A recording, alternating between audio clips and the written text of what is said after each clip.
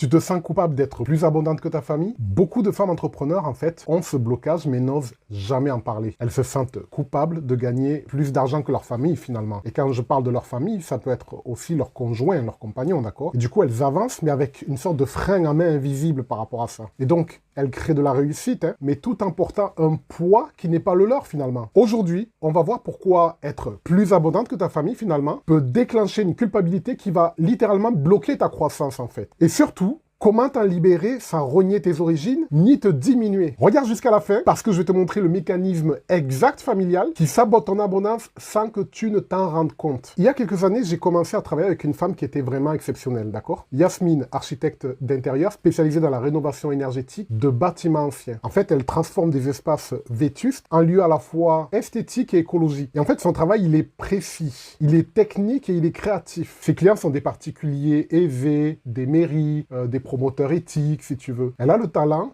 la reconnaissance, les projets. En 3 ans, elle était passée d'un job de salarié à 2500 € par mois à un business qui lui rapportait entre 7000 et 8000 à peu près. D'accord? Objectivement, pour elle, c'était vraiment une réussite incroyable. Mais Yasmine avait un problème. Plus elle gagnait, plus elle se sentait mal. Pas stressée, pas débordée non plus, et encore moins perdue, coupable. Coupable de quoi au final? Coupable d'aller là où personne de sa famille était encore allé. Coupable d'avoir brisé le plafond familial. Coupable d'être devenue celle qui réussit. Et du coup, elle refusait des projets de gros clients, en fait. Elle sous-facturait systématiquement ses prestations. Elle redistribuait son argent tellement vite, en fait, qu'au final, elle ne le voyait jamais. Et elle évitait de parler de son business devant ses parents, en plus. Et elle minimisait ses prix pour ne pas faire trop, finalement. Et un jour, pendant une session, elle m'a dit quelque chose que j'oublierai jamais. Quand on est passé en session de coaching, d'accord, et qu'on a littéralement creusé pour voir quels étaient ses axes d'amélioration,